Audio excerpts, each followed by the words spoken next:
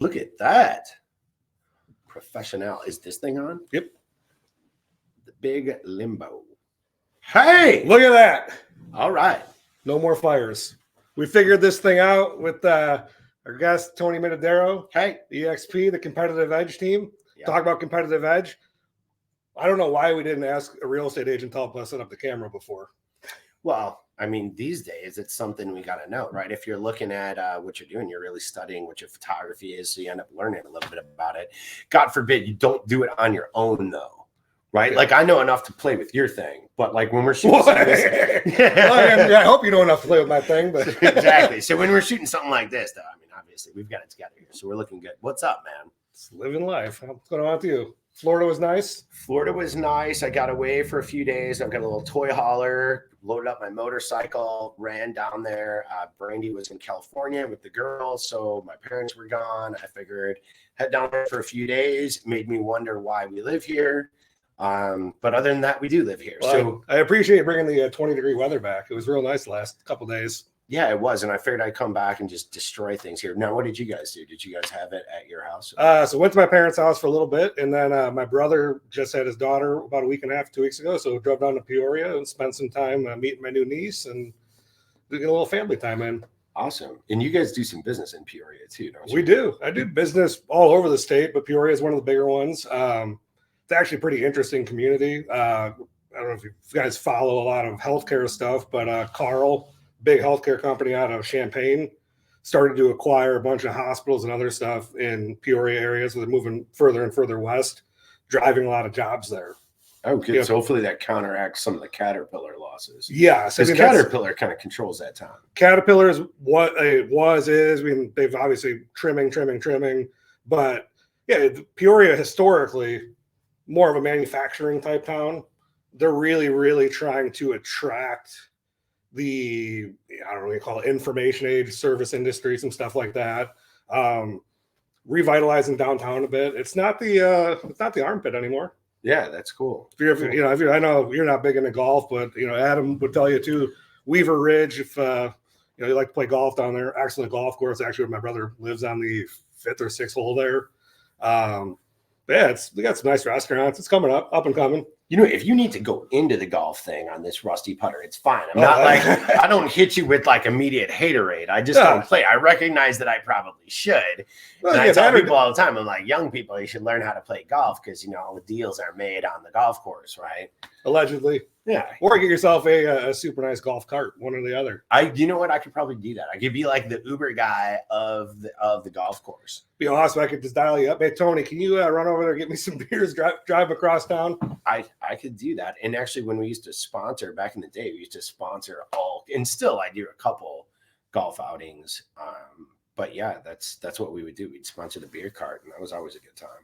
So what's going on with the business, and what do we want to discuss today? So today, I think we should talk about two things. One, you brought up the situation of being poison ready. We talked about this the last time you were on, and what's kind of gone on here with the media and everyone broadcasting, the real estate market cooling off, this, that, the other. Probably not necessarily happening, right? A well-priced house, we'll talk about this first, is still garnering a lot of showings, right? Yes, absolutely. However, the offers maybe aren't coming in within 6 minutes of the showings happening. They're coming in a day, two later, or too late. Exactly. So that was when I got here. That's what I was telling Tony. I've realized on several of my most recent listings, as recent as in this last week, 3 of them. And then Tyler's seeing the same thing. Everybody that I talked to is seeing the same thing. That is that we put a new property on the market. Now, I won't take a listing if I don't expect it to sell at the price that I listed at. In other words, there is supporting data that supports that price. It's as different with other agents, and each property is unique. But at least my own are always priced at what the market is, because if it's not, I won't take the listing. So we've got a new listing that's priced at market. We get a zillion showings right away. And a year ago, it was we'd get a zillion showings, and within the same day, we'd have tons of offers. Like the guy shows the property, they're writing the offer from the driveway, which, by the way, I think you still ought to do if you like it. And here's why. On the last several I've had, last people that I've been talking to, you get those zillion showings, and then like the next day, you're starting to get emails from agents. Hey, do you have any other offers? Now we have to disclose to them, if we have any other offers. And usually that email or that request is an indication of a forthcoming offer, right? If they're asking if you have other offers, the buyer's thinking about putting one in. What we're seeing though, is we're seeing people think about it a little too long. All right. One in particular, Cedar Lake. A lot of people around the area know it's a great house. I had a ton of showings. I think I had, 30 showings scheduled in the first 2 or 3 days. I had 6 of those emails like, hey, there's a forthcoming. And I knew how great the property was, but these people were hesitating. The property was perfect for a good friend of mine. And they said, hey, man, here's what's going on. Buy it. And he did. And then as soon as we get under contract, I have agents that are pissed off at me that I put it under contract. And I'm like, well, where were you at with the offer? I'm seeing it time and time again. Or the other thing that we're still seeing is like I put one on, bunch of showings, get that same thing. And you get a guy who goes over list price right away because he's obviously been looking for a year and a half, a year now. And this property meets the needs, and that guy just won it. Now, the agents generally aren't going to go back to all of you and be like, hey, we have an offer here. Do you guys want to submit one too? Because they know that guy jumped on it. You're just dipping your toe in the water, right? Why would we try to pull up a guy who's dipping his toe in the water? That's usually not going to be a good buyer. So it's weird. We're seeing hesitancy. And then we're seeing a lot of frustration coming back at us by multiple people that, oh my God, I didn't think it would sell. And the guy lost it.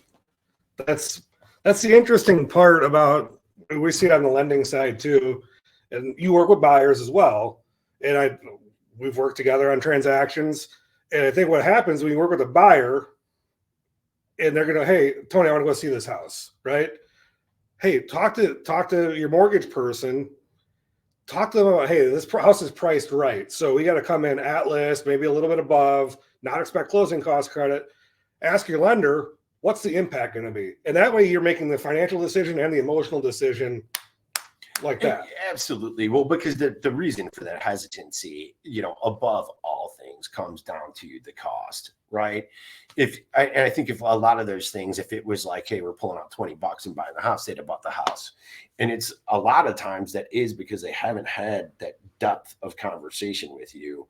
What does this actually look like on the front end? Oh yeah. And that's like, a lot of people will go on to Zillow, Realtor.com, all these other online websites. They go to their mortgage calculator on there. Well, that mortgage calculator is garbage. That's going to have an interest rate on there that's probably not achievable unless you're putting 40% down. Most of the assumptions on there aren't realistic, especially on the Illinois side of the border. The real estate tax part of that going to confuse you. So people are coming into the expectation of, this is what my payment should be. Why is Tony or why is, insert random mortgage company telling me my payment's going to be this? Or you go to online lender who isn't really privy or aware or comfortable with having that tough conversation about, this is the expected closing cost in this marketplace either, right? So I think a lot of the things that we get are struggling with how much money I need out of pocket and then what my payment's going to be. You know what? So that's actually a great subject to touch on because this just came up. But this has been an issue that's plagued me, and I'm certain that it plagues you the entirety of my 20-year career. And that is buyers contemplating closing costs. Okay. So now correct me if I'm wrong. The government requires that a guy like Tony or any mortgage bank provides you with what's called a good faith estimate. The idea behind a good faith estimate was show me in writing what you propose that this is going to cost me. All right. And it makes sense. Here's what your interest rate is. Here's what our fee for underwriting is, fee for this, that, and the next. And then it makes sense that there should be a total there, right? That seems like it makes sense. However, good faith estimates are very confusing. And before there is a contract in a property that's specifically designated this property, they are wrong, and wrong to a huge degree. You cannot compare two mortgage companies by looking at their good faith estimate and going down to the bottom line. Now, people are lazy, right? There's all these lines, all these words. What is the bottom figure? All right. The intellectual laziness. I told a client, this was 2 days ago, the mortgage industry and some of the people that are just cleaning a house on a file thrive off of understanding that a borrower, the public, is intellectually lazy, right? Yep. Now, what makes that not so, and the good faith estimate completely full of shit, is that the government also has a rule that if you happen to underdisclose to the buyer, you're in all kinds of deep doo-doo with the government, right? Allegedly. Right. So what happens is each of these lenders has some type of legal compliance team that sets what their tolerance is and says, you know what, we better over disclose. The guy's borrowing this much money. This is the purchase price. Make sure that you put in way more title fees than what it'll be in case we don't know what they're going to be. Put in way more taxes, which taxes aren't even a closing cost, right? You're going to have to build up your escrow account. That's not a cost from him. And keep in mind, they don't know what the property is. So we got to shoot super high. Well, these guys shoot to here with their stuff. These guys shoot to here. Nobody knows what the actual property is. All right. So understanding what it really is. I hear people say all the time. I heard a guy the other day say, well, my closing costs are going to be $6,000 from the lender. No, they were not. There were no points involved. There were no anything. So I think playing around online and trying to figure out things as opposed to talking to you and saying, how does this actually work? People get themselves in a lot of trouble. Oh, big time. So they play online. And then the other thing is, right, when you don't have a property, we're not obligated to give you a binding loan estimate, or like, so it used to be good faith estimate a long time ago. Then the government decides to get together because some senator got butthurt about something. Let's merge two sets of laws, right? You started your career in the mortgage industry, so you have RESPA, and then you have TILA, however you want to pronounce this, Section 32, right? Let's take the RESPA disclosure, the good faith estimate, and the HUD, and the TIL, the Reg Z disclosure. Let's merge it together into one document that makes 0 sense. It flows backwards. The second page should be the first page. And all it has on the first page is some gaudy ass numbers that don't really reflect everything. Customer sees that, they panic. Well, we got, Dodd-Frank and the creation of the FHFA. Yep. Which were, the funny thing about Dodd-Frank is Chris Dodd, right? And then Barney Frank. And Barney Frank were two of the most corrupt bastards on earth who created the problem that created the recession and the implosion of the business. Now these guys write the legislation to make it simpler, and it's not simpler. So two things though, right? You cannot just go to the bottom line. These guys are not offended. They're glad for you to ask, like, what am I actually looking at? Like, this is not going to the grocery store and here's all these groceries listed. What is the bottom line? It is not that, and not that at all. Then the next thing is when you're in this shopping, you're out on the road shop, you have to know how to calculate your payment.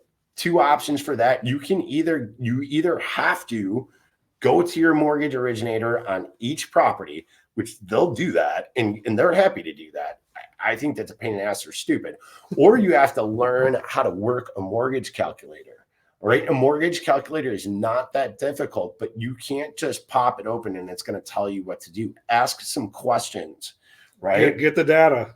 Ask some questions.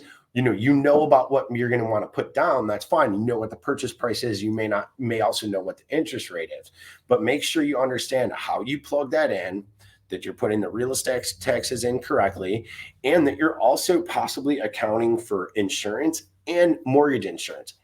And, if they can teach me how to work that thing, you pretty much teach anybody. Once you're armed with that information, then you're an informed shopper and you can make better decisions when you're on the road. So you don't have to be like thinking about it after the showing. No, this is exactly what it's going to cost me if I buy this house. Do we want to do this or not? Exactly. And I think as prices have increased a little bit, right, the people's pain point or what they're willing to sacrifice for a payment starts to change a little bit. All right, if this is the perfect house, I'm willing to increase my budget by $300 a month. I'm willing to put an extra $5,000 down to get it. It's having that tough conversation. I can tell you, gaming a customer right now. So in the mortgage industry, volume's at an all-time low, right? We're talking 1995, 1996 levels. What happens in an industry like this is people have to have a pipeline to stay employed, right? We're not like real estate agents, we're independent contractors. The majority of mortgage people are W-2 employees. So there's benefits, all that other stuff, right? If I can just keep showing a pipeline, well, they're going to keep me on. They're going to keep letting me take that draw. So what's the easiest way to show a pipeline? To intentionally misrepresent the costs of a transaction to a consumer to keep them on the hook, and then get them pot committed and whack them over the head. Online lender loves that crap. It's been that way since the beginning of time. When I started out as a lender, there's kind of two different approaches. Unfortunately, business dealing with the regular consumer has a way of penalizing the honest. That's just the way that it is. There's a lot of things incentivizing guys to make things look super nice and keep you in the pipeline. Oh yeah, I mean, listen, I could show you for days. I could go through the good faith estimate, show you how every company games it, right? So we talked about and we'll go into some other stuff about how to watch for this stuff. I'm not obligated to disclose to you discount points, right? So buy down for an interest rate until you actually lock that interest rate. So I could give you that loan estimate or that good faith estimate, that loan worksheet with no points on it, with a smoking hot interest rate today. And really? Yeah. I did not know that. Correct. I'm not obligated. I don't have to disclose them until it's locked. And so that's wild. Yeah. And then all you got to do to change your fees on those, we talked about that, is a change in circumstance. Well, this much I know. Yeah. Well, this changed, so this no longer applies. Yeah, well, no. You're on point though, right? So someone can game that, right? They can artificially misrepresent what they're going to offer you, change your loan amount by $1, slap fees on there. Oh, your loan to value change. Now you got to pay this other adjustment. The problem is all these guys don't want to have the tough conversation up front. Right. You know what? Exactly the same way in which I approach pricing your house or selling your house. But that's why I want to go with this next is you have the tough conversation with the seller, right? I lose more business than almost probably any real estate agent I've ever met. I lose more than I do. And it's like, I always think of that movie with Tom Cruise was You Can't Handle the Truth. Like most people can't handle the truth, don't want the truth. They know that they're being fluffed. They know that their property isn't worth that. They convince when I'm at your house, like I'm not buying your house. Don't sell me on people. That's the other thing. When I go into somebody's house, they're selling you on all the positive aspects. Been at this 20 years. I've been in way more houses than you. I promise you. All right. Like I don't need to know that your marble fireplace was brought in from Spain. Right. Like I don't need to know the positive aspects. Those are obvious. All right. When we go to sell your house, what I need you to do, you need to take an honest approach to what the detriments are to your house or your property. Every house, no matter how much money, has pros and cons. All right. What we need to get a clear picture of what the cons are. And one of the problems I've actually lost listings where after the fact, I asked the seller after he listed with somebody else and experienced a lot of pain associated with doing them. Well, why didn't you contact me back in the first place after I was there? And you know what they say? They say, well, we thought you really didn't like our house, that you had no interest in selling it. Look, it's not. I'm a commissioned salesperson. Yeah, it's not whether I like your house. I was trying to get you to see the reality of what you've just realized now by failure. Right. My job is to sell the house and to advise you. So that's really sort of an important thing. Though is the honesty thing. You end up not getting a lot of it because the consumer will walk away. They don't want to see the truth and whatever. I've chosen to stay above the fray. That's why I said earlier, if it's my listing and you happen to be a buyer on it using your own agent, like I can guarantee you that list price, that is what it's worth, right? Because it won't take them if they're not. Right. And then we've got a lot of success because that you usually find the stuff will bid up and over in whatever. So that's good to know, though, about the cost, though. I never knew that when they changed the laws, that you don't have to disclose what the discount points are to achieve that rate until you're locking the rate. Yep. And if you're ethical, you're honest, you should be having that conversation with the customer up front. But let's be honest, we just talked about sellers wanting to walk away from a transaction because you didn't like the house. Well, I didn't like what this lender told me. Well, the lender told you the truth is really what comes on. You told someone the truth. So the cost of someone not, you have a conversation with them, going to list their house. They say, you know what, my house is worth more than that. You walk away from it. They put the house on the market with a different real estate agent who just comes in and gives them the Joel Osteen, the health and wealth. Oh, this thing's great. All that crap, right? Then the house sits on the market for 60, 90 days, couple price cuts. And then if you're looking at it for the buyer's perspective, right, you're probably going, is something maybe wrong with that house? Statistically, time and time again, the biggest detriment to final sales price is days on market. We've come off of 3 years, 4 years of people used to property selling immediately. All right. However, my properties have sold immediately for 15 years. Okay. But once we get past that first weekend, and it's like going to an auction. All right. We go to a car auction. I don't know if anybody's ever been.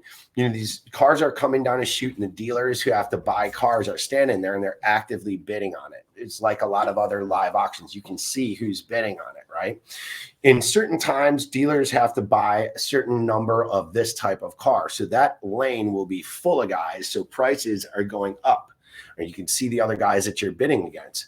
Well, what happens on the lane when you look around and there are no other bidders? There are no other bidders. Why would you give that guy full price? So not only do we lose on price, okay, we also lose on one of the biggest metrics that I talk about that people fail to see, fail to discuss, and realtors, God forbid, don't bring it up. You lose seller control. One of the things that I want when I'm doing a deal with you, any type of deal, is I want control in the transaction. And control is gained in a lot of different ways and exerted in a lot of different ways. Like Donald Trump, like it's like you started out with like the handshake. He's taking the powerful, over the top position. That's mind gaming the guy. Because the fact of the matter is, in a residential real estate transaction in Indiana and Illinois, there isn't shit that can hold that buyer to the contract. There isn't one judge that's going to force him to move forward. So how do you get over on him? It's a mental game. All right. When we get under contract, I'm going to have you beating me up about all kinds of things in the inspection because you know that there's nobody else behind you. Hey, look, I'm standing in an open room here. I'm the only buyer. All right. I'm going to bend you over. Or are we taking what I like to take, the dominant position of, hey, yeah, we're going to take your offer, but we don't want any shit out of you. All right. And if you raise something on an inspection, I'm going to kick you to the curb and pick another guy. And we need you feeling like that all the way along. As a matter of fact, the best review I've ever had. I don't know if you saw this. I know where you're going with this one. If you Google my name, my 1-star review that I have on there is my best review ever. So anyways, so those things all apply today as well. You have to get your foot in the door and on pricing values. Okay. If we could touch on values real quick. Yeah. The ends of the market are always the most volatile. So the high end and the lower end, but let's talk about what most people fall into.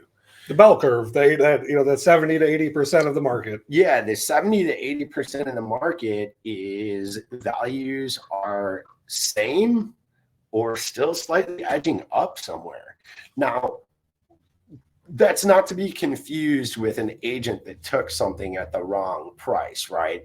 If it's truly a $500,000 house and they took it at $600,000, the fact that it took 200 days to sell or for something to happen doesn't mean that the market is inflated. It means an outlier. It means that agent's a boob. Okay. But overall, like what stuff actually is closing at in the middle market is now the higher end.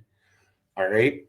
If you are buying in whatever the high end, or you're a high end buyer in almost any market in this country, there's some opportunities for some great deals right now. Because those are the people that their prices have really taken a blow. Whereas it's funny that the bottom end of the market has like shifted up and closer to that middle market. So unfortunately, the first time home buyers are it's becoming really expensive for them. They're getting pressed because we don't have wage growth, right? But on that top end, you're dealing with people that more than likely being forced to relocate for particular job elimination. They're getting pressed a little bit harder to sell that house, or they took some type of exotic financing and rates have jumped up, and they're in a spot where they need to potentially get out of that thing. But we talk about the wrong price, the cost of waiting. So real quick before we dive into some interest rate stuff here too, on the value and everything, I want to make it really, really clear, right? You're a commission salesperson. I'm a commission salesperson. You made a comment about, oh, well, you don't like my house. It's not a real estate agent's job to like your house. Understand that person. I don't like 99% of the ones that I sell. If I did, I'd buy them. Exactly. But my job's not to like your house. But when you're providing people the data and the information you provide, you're doing that to show them worth, and not necessarily control in a bad way, control in a positive way. I'm helping you move one of the most expensive assets that you have, more than likely, unless they got a private jet or something like that, right? But you're doing that for commission. Your company's not paying you an hourly rate to show up there. So you are inclined to have that tough conversation and say, hey, I want to get this house sold, right? Yeah. I don't think a consumer understands that sometimes. And well, especially now, you got all these lawsuits about how these real estate agents did unfair things, right? Well, we also weigh getting to the finish line, and the finish line is a check in your hand and getting into the next property. Right? How we weigh that is, what is your motivation? If you're just kind of like haphazard, like, yeah, if it sells or whatever, like you don't have any plan, you don't whatever, like next, we're dealing with somebody else. You shouldn't even be in the market. Don't waste our time. Don't waste anybody's time. But I find that the people are serious about their money, want to have a serious conversation, and they can face the facts and the reality.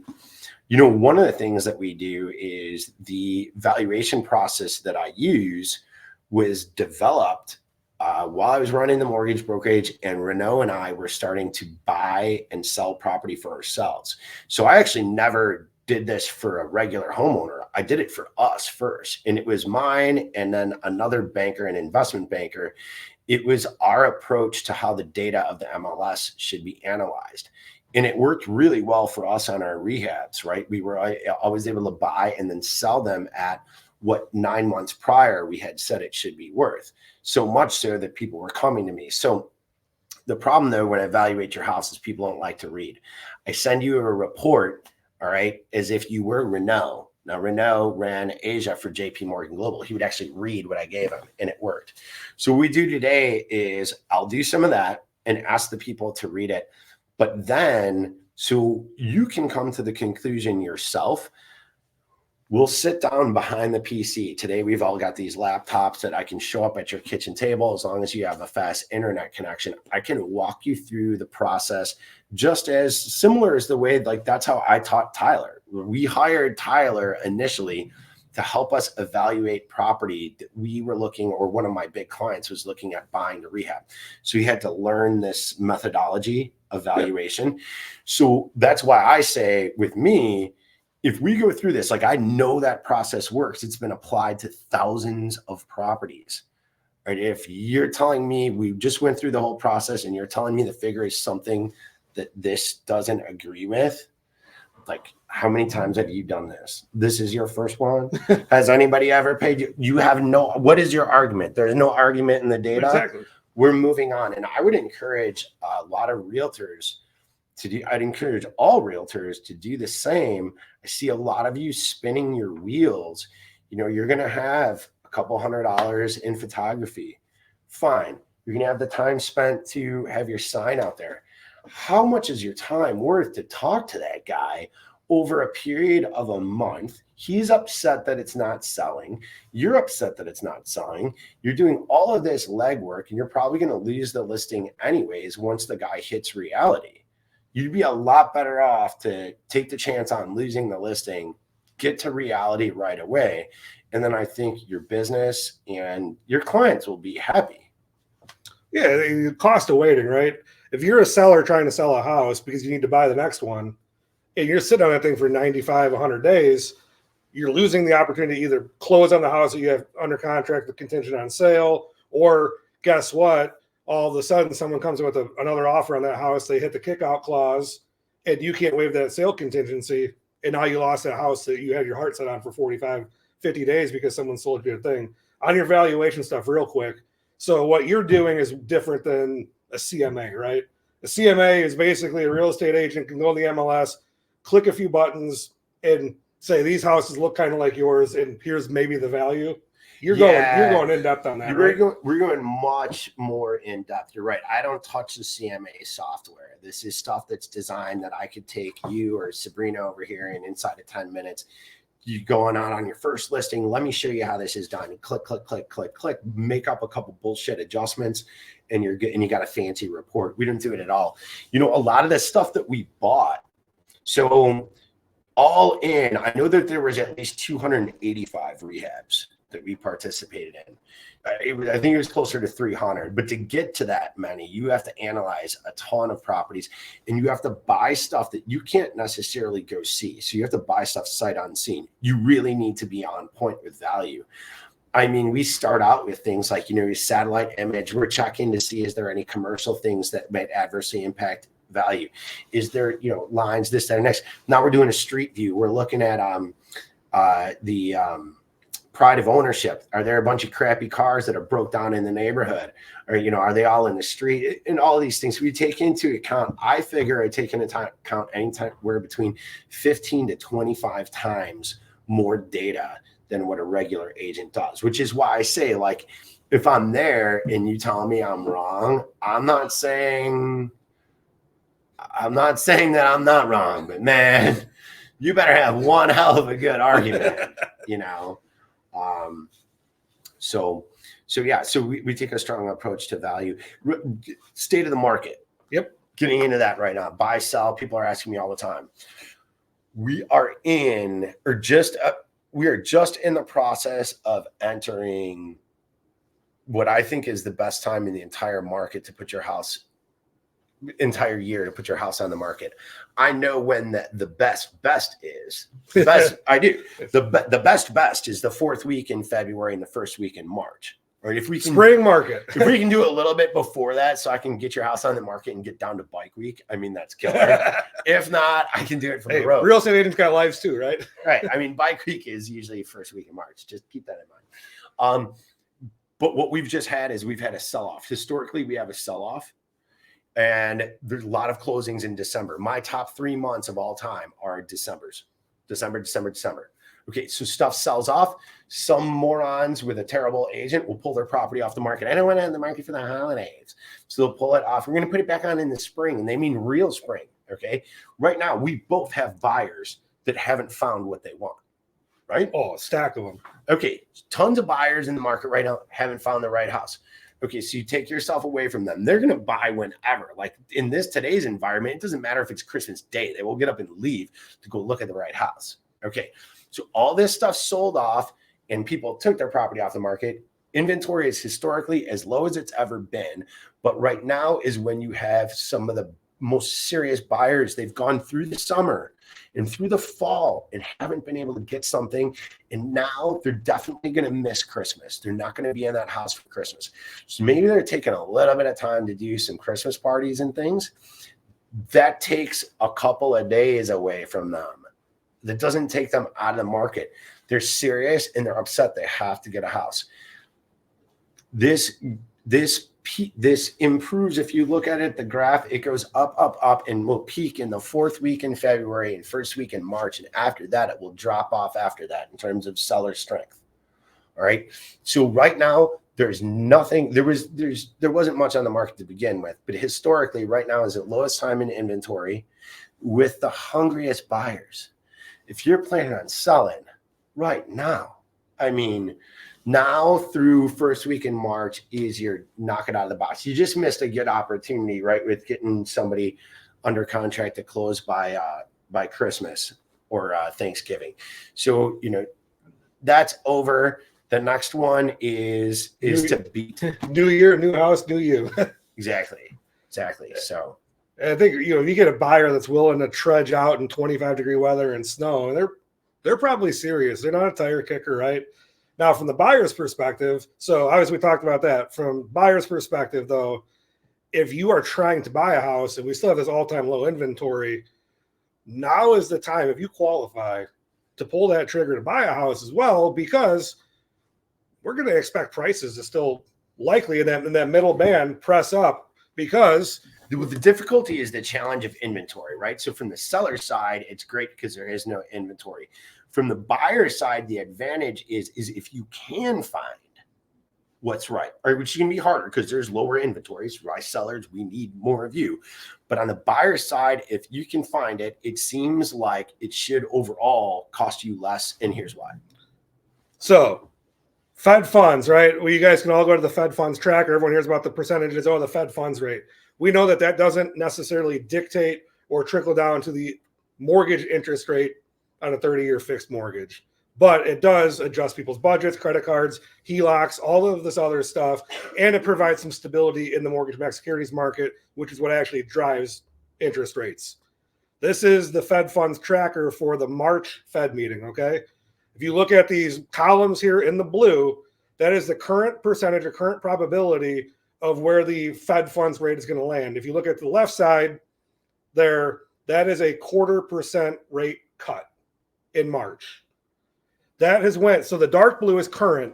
The further you move to the right is the further out of the date. So if you look at that column here for the, what do we got? This is the 500 to 5.25. If you look in the column to the farthest right there, that was a month ago. There was less than 10% probability of a rate cut in March. Oh, wow. There is now a 42% chance of a rate cut in March by 0.25%. I can tell you this, where we talked about consumers before, as soon as they hear the Fed Fed cut rates, inquiries go off of the charts on the mortgage side of things. Right. Now you're going to be fishing, right? If you're that well-qualified buyer in the poised and ready position right now, you're playing in a pool where a lot of other people are not poised and ready. They might not even be financially ready or capable, right? Strike now before all of a sudden this new pool of buyers creeps in and keeps pushing that price point up, up, and up. Right.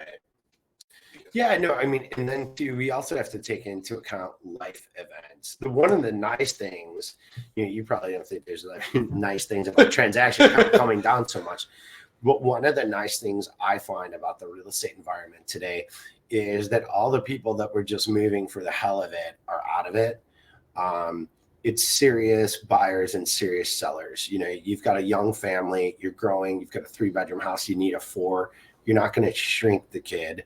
All right. It's not going to happen. The other thing that I get to witness, and being in this over time, and this really is worth considering, is the impact of the environment that you live in on your life. What type of people are you around? What type of neighborhood? What type of school? Where do you go shopping? Where do you go dining? And what I've found very rewarding for me is over 10 years, seeing how this guy moved from here. Now he's built some wealth through equity in this neighborhood. Now he's got kids. Now he's got a family, and their life has taken off because they took this bold step to make an investment. Whereas the reverse of that is the lot of fear that we saw during the recession, or people's inability to move or inability to price right initially when it was getting started, telling me, I'm not giving it away. Like, wait 3 years, buddy. You give it back in foreclosure, or you're going to be stuck here. And you saw a lot of people get stuck for 10 years. 8-10 years, which is how long I think these cycles, I mean, let's face it, we're not getting back to like a normal, say 2014 was a good, maybe normal balance. Yeah, 14, 15, around there. 14, rates 15. were middle sixes. Like, you're not getting back to that by springtime. Okay. So what I tell people is like, what's going on with your life? Do you need to make this move? The other thing is, though, is I was thinking about it on the way here. There is tons of opportunity in when a market changes, right? We have a tendency, at least in our business, transaction count has reduced. In Florida, I just got back I've got a client who's 29 years old. And in the last few years, he's built his portfolio up to 15 properties. They're cash flowing. He just bought an $800,000 place in Florida that I went to go see. That's awesome. It's an area that people are moving to. It's sort of a developing area in Florida. So appreciation is going to go off the roof. We see that here. And it's not just, this area in Indiana. There's areas in the city, right? There people are moving from one area to the next, and this area is moving up. So the money is made and the wealth is generated when people take the bold steps while there's some upheaval in the economy. That's where the new zillionaires are made. We saw in the recession, the guys who shifted their business to deal with, we switched to rehabs. We used to hell with the realtors. We're working on rehabs, man. We make some money there. So, there's a lot of opportunity right now too. We could tie that in. I know this guy, these figures are going to be very polarizing, right? We saw Charlie Munger passed away, Warren Buffett's right-hand guy. He's notorious, and Warren Buffett has talked about this. He is the guy that convinced Warren to move from buying essentially penny stock and penny companies to buying companies with a perceived undervaluation, because long-term they have the right business plan, they have the right product, they have this.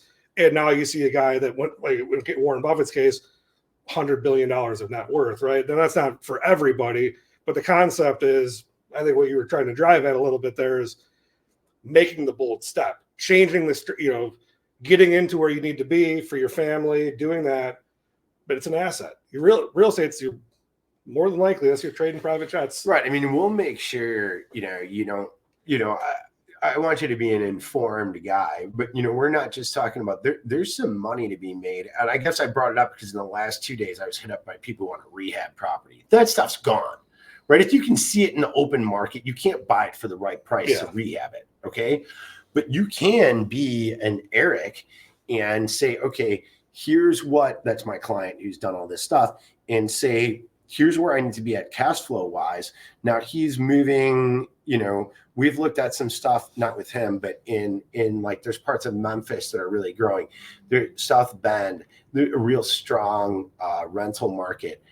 Some things around here, so there's some areas, you got to watch Illinois though, because you got to watch what the tax obligation is going to be. But some of these returns are much more reliable and superior to what you're going to get in the stock market, which has the volatility and whatnot. The trade-off for not having the volatility is you have to put some time and effort into getting a tenant and taking a phone call every now and then. Which you can have a real estate agent help you find a tenant, plug in with the management company, set it out, if you want, if you're scaling up, or do it yourself. Exactly. When I tell people, I hear a lot of people like, I don't want rental property. I don't want to be a landlord, because it is buying yourself a job. All right. Well, you ever seen the look on somebody's face once they lost 40% when their whatever they were invested in took a crap overnight? All right. Like that can happen too. There's a trade-off for everything. Put in a little bit of work, you get some return. So right now, I guess my takeaways for the market is with the buyers, with what I'm seeing with the hesitancy, I got these agents that are driving me nuts about, we wanted to put in an offer. They didn't act fast enough. If you see what you like, you have to be well informed as to what it's going to cost you so that you can make a decision right now. But if you see it, don't think that somebody else isn't going to buy it. And if you're selling, though, we've also seen that you need to be spot on pricing today, because the rate of appreciation has slowed dramatically, or in some cases stopped. All right. So if you overshoot the line, it's not like the buyers are coming up to meet you. All right. You're just going to sit there, build days on market, have a hell of a time selling your place. You're going to sell the place for less. right now is a great time to sell. Max time is end of February, 1st of March. And then what the buyers have to watch out for is rates dropping. I know they think that'd be a good thing, but it's going to bring more and more demand into an already very, very low amount of supply, right? So if we're talking, if you're giving tips to home buyer or home seller as a real estate agent, or the questions that people should ask, maybe they don't ask, they're intimidated by, it's murky, it's gray, right? How did you come up with this valuation, right? Not, hey, look at this shiny CMA report. Right. You should be asking that agent who's sitting at your kitchen counter, how did you come up with this? You know what I found is a good test? Email your agent a complex question. All right. Even if you don't email them an agent a question about anything and see how they respond. All right. Is it one line? It says, well, just call me. Right? Does the end of it say sent with my iPhone? What that is going to do is that serves as an indication to the level of seriousness that they take their business and the amount of work that they've done when it comes to their valuation. Have them explain their valuation in writing. Now, remember this, they're going to be responding to people on behalf of your asset in writing once it hits the market. This is not going to be all on the phone. All right. And if it is, phone is nonsense. They're dealing with, okay. So that's a good one, right? How did you come up with it? But ask them via email, make them do it in writing. Oh yeah, definitely. And I think you and I have a perfect example of this, right? We were talking about a property and a transaction. I sent you an email. You combed through everything. You found a flaw. Listen, everyone makes a mistake every once in a while. You found a flaw in one of the properties. I came up with, hey, how'd this get in here? I'm like, well, shit. Zillow actually had a fake sale posted. We went to the recorder's office. It wasn't even a real sale. That's the type of stuff, though, when you communicate via email, it allows you to go back, review things, provide logic, right? We just have a phone call. Hey, Tony, how'd the house get there? I don't know, man. Just forget it, right? We're not actually talking about the other going through things and then being able to recite. I forget what I'm talking about on the phone half the time when I'm on the phone with somebody. Right. So have that tough question, or how'd you get to this? Email, any other little tidbits, Well, in terms of us, you're hiring an agent, right? What is my team name is The Competitive Edge, and it's for reasons, because we do those things. That is your competitive advantage. You've got informed, you've got in all the information. I'm the quarterback on the field. You're the coach. All right. You tell me what plays to run, but I'm giving you as much feedback from the feedback as possible. So from the field as possible. It should make sense what the agent's telling you, right? And when we're talking about value, it shouldn't be, well, you're somewhere in here. Another thing, okay, one thing agent is, I disagree. The whole real estate industry teaches realtors to, when they come out to your house, and first off, you shouldn't be getting the valuation at your house.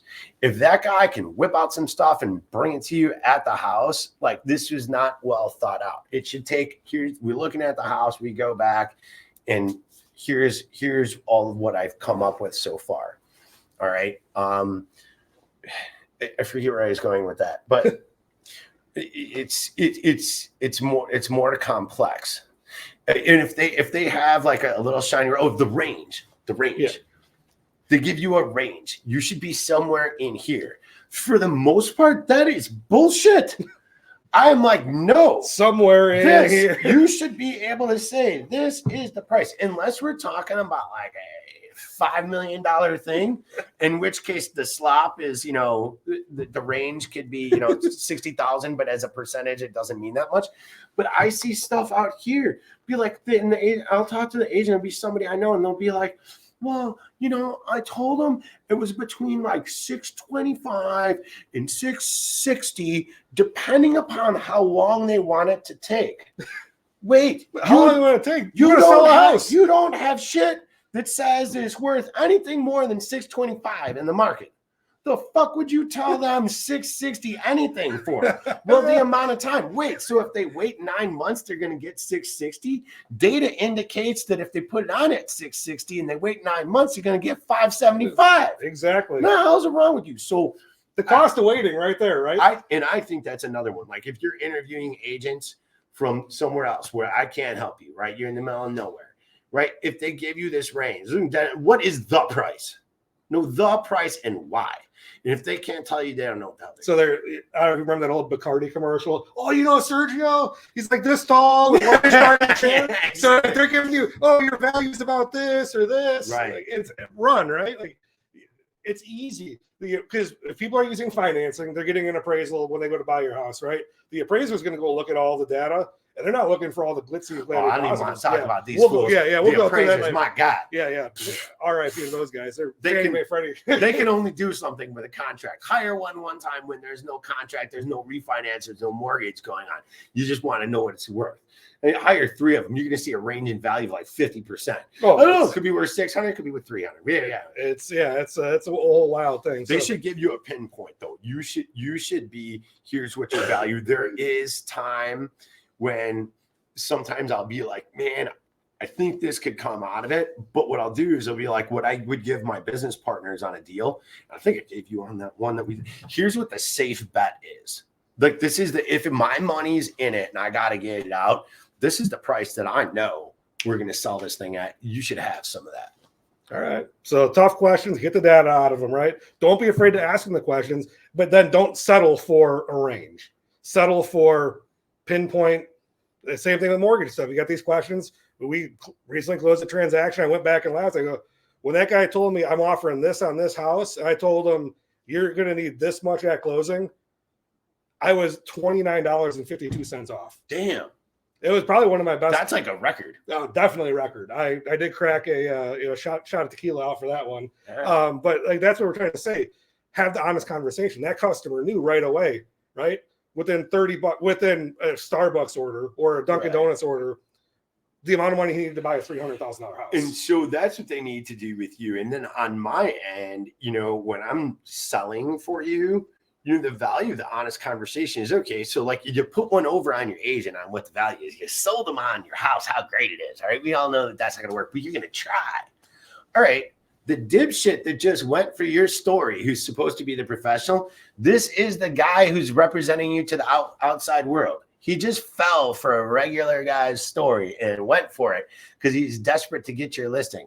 Well, how in the hell do you think he's going to handle other agents? What do you do if you get me as the buyer's agent? I'm the guy who actually knows my shit. I'm going to destroy your guy and I'm going to destroy you because I know when it's bullshit or not, right? Exactly. Okay, so whether it's our market or somewhere else, right?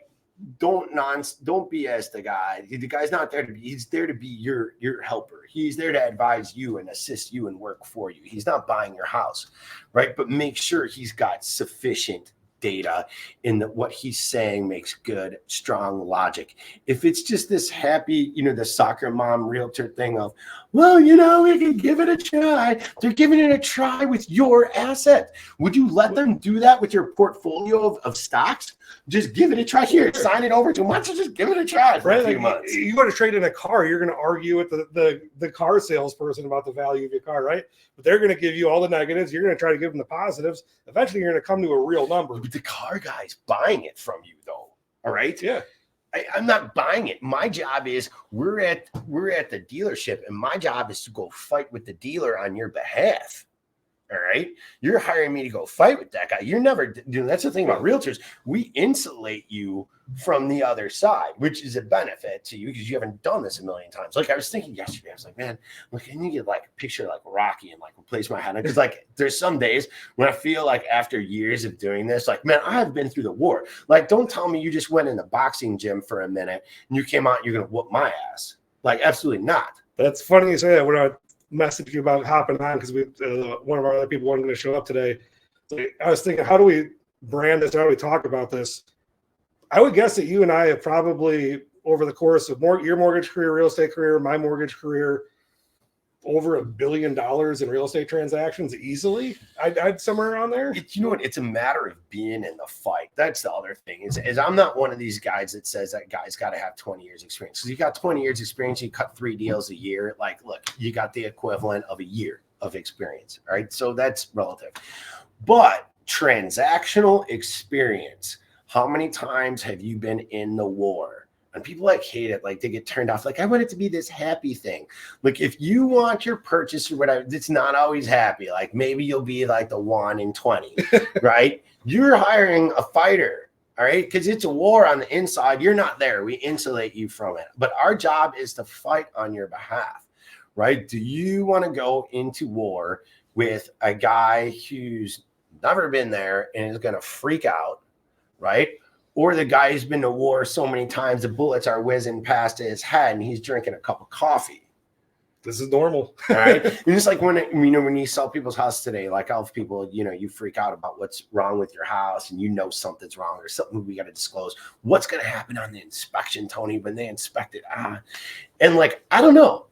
Anything could happen, right? Pick 5 different inspectors. You're going to have 5 completely different inspection reports. But what I tell people is I'm like, look, I'll be shocked. Absolutely shocked if something comes up that I haven't dealt with before. The things are always coming up. But one of the reasons I had a rough day yesterday is a new thing happened, and it's quite stressful. But you pick from the experiences that you've had over the years of your career as to how you're going to approach that problem, right? And that's what will make you better at it. So, that's what we're offering as the competitive edge. That's what you're offering in terms of the finance. We both like to take a very matter of fact, we've been at it too long to nonsense you. Here's how it really works. The reason that I appreciate your business is you guys really have a handle on how the mortgage industry works. You guys had how many people? Your operation of your team is how many folks? We got about 15 now. We have about 23, 24. But part of that thing is people that just didn't want to buy in. They didn't give customers that right stuff. They just don't fit with our group, right? Like I said, it's easy to just have a fake pipeline. Mm-hmm. And that fake pipeline hurts customers. It will ruin someone's experience. The game of telephone. Hey, oh, okay. Oh, yeah. Well, I had a bad experience. Well, you don't have to have a bad experience when you're buying and selling a house. So this is why we come to you, and that's why I value the time to come in here and have a conversation with you. It's with us. You just earned yourself a once a month spot, so welcome. It's not. We'll find some people to pay us to talk about. Well, myself, you're getting full strength, no bullshit. All right. And if you're hiring an agent, you're not in our market, or you're hiring a lender. I think Tony can lend in 50 states, but you're hiring an agent. If it seems like bullshit, it is. All right. And the reason you're getting a lot of BS is the fear of losing your transaction. Right. One of the nice things about hiring a guy, I don't know how to put this, but I don't need your business. I'm not going to struggle. I'm not struggling to pay my mortgage next month if I don't get your listing. Okay. Well, I think the other side of that piece is it does me no good to lie to you to get your perceived business if it's not going to close.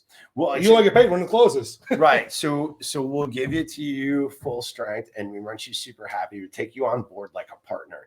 And I know that you do as well, that usually once we do a deal with somebody and they really, we're doing it as if we're a partner. So then we just do business forevermore in the future together. Yeah. I think it's one of the things I always see with your house is you guys have great photography. We talked about that at the very beginning.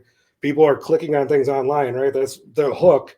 You don't even if your agent's not going to that step of getting professional photography, how are you getting someone to even show up at your house? Yeah, right. That's a topic for another time. Yeah, it is. It is. So that's what we're going to do right now. This is what's going on in the market. I think we wrapped it up pretty well.